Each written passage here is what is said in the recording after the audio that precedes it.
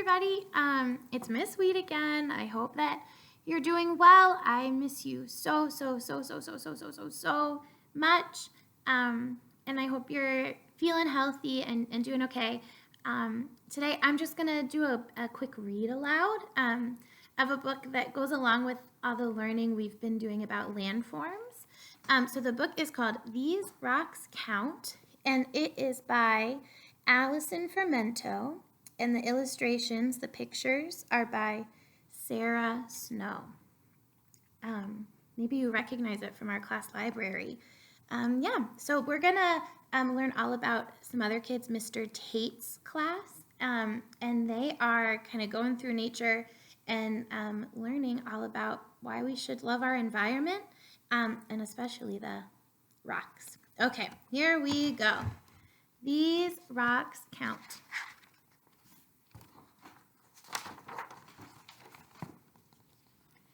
Mr. Tate's class loves taking field trips. Today, they went for a hike. I feel jealous of Mr. Tate's class. Okay. Everyone stared up at a giant boulder. It was tall, almost as tall as Mr. Tate. A woman joined them on the path. Hi, I'm Ranger Pedra. Are you ready to hike and find rocks? Shin tightened her shoelaces. Hiking is fun. Eli said, I've got my walking stick. Jake tried to climb the boulder. This one is too big for our rock garden. Natalie stretched on her tiptoes. Is this the biggest rock in the world? Ranger Pedra smiled. Some rocks are even bigger. They're mountains like this one. Mr. Tate held a pebble in the palm of his hand. They can be tiny, too. Amy kicked a stone into the trees. Rocks are boring. I thought that once, too, said Ranger Pedra. She pulled a heavy lump from her backpack. It sparkles, said Natalie. This is a geode, said Ranger Pedra. Rocks don't all shine like this one, but they all have a story inside. Rocks don't talk, said Amy. They do talk, said Ranger Pedra. We have to listen with our eyes and our hands. She touched the boulder. Mr. Tate and the children did too. What do you feel or see? Asked Mr. Tate. I see colors, said Eli. It's dirty, said Shin.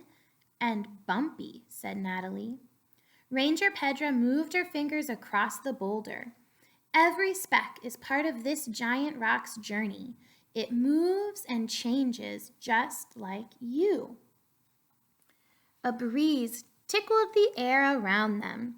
Pebbles crunched under their feet. Everyone listened to the boulder. This is what they heard. One sculptor chips and molds, making art from hard stone. Two trucks churn cement, poured for a new building site. Did you know that cement comes from rocks? 3 busy beetles chew on moss-covered stones. 4 seaside mounds dry into table salt. Did you know that salt is connected to rocks too?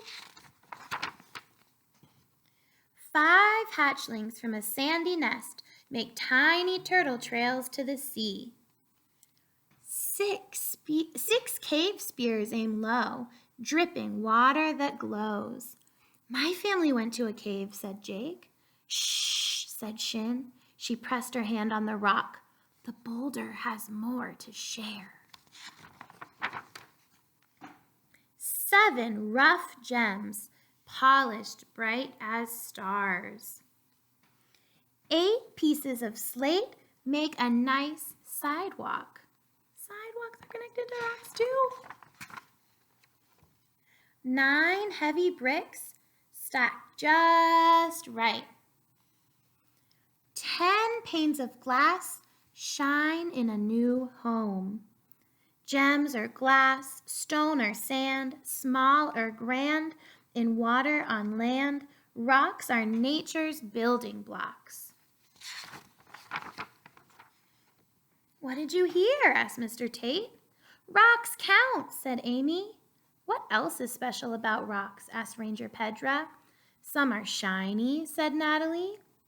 Yes, gems for jewelry come from rocks.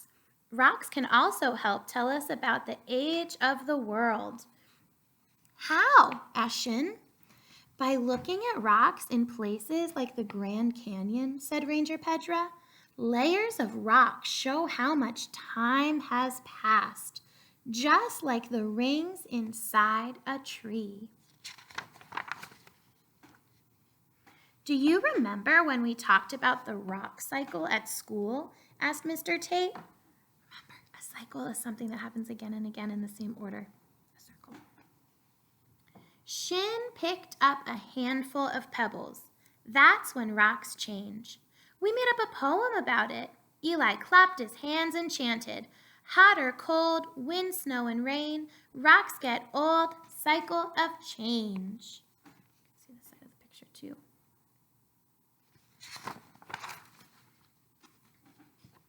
Rocks are always changing, said Ranger Pedra, just like you. She pointed at the rocks Shin held. It can take millions of years to form rocks like these. Mr. Tate sat on a big rock. Granite is used for building. Can you name some other ways we use rocks?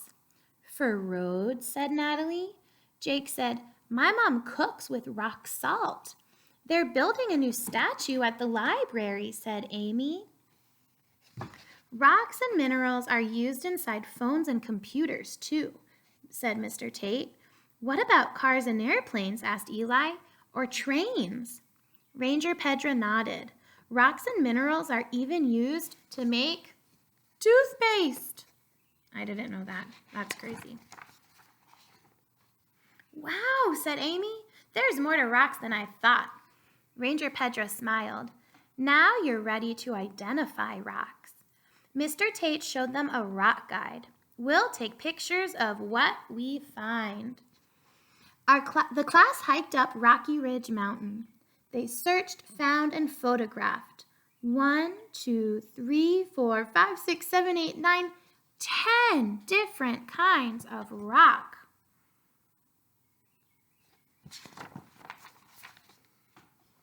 On the hike down the mountain, they stopped at the big boulder. Jake patted the huge rock. Thanks for sharing your story. And for the great things you give us, said Shin. Like shiny gems, said Natalie. Amy gently touched the boulder. Rocks aren't boring at all. I'm sorry I said that. Ranger Pedra smiled. A breeze blew and a few stones skittered down the mountain path. Eli climbed onto the boulder. Rocks rock! They all are. I'm so jealous of their class getting to hang out together. Oh, the end. And then there's a lot more nonfiction information about rocks. Okay, here's what I want you to do. I want you to think about the rocks that you know from your life, and what things you can think of. Sidewalks, sculptures, glass, all sorts of stuff. If you have any new ones that the book didn't mention, ways that you can think about rocks in your own life, you can leave them in the comments. I can't wait to see what you guys come up with. Okay, love you a lot. Can't wait to see you soon. And thanks so much for checking it out. Okay, bye.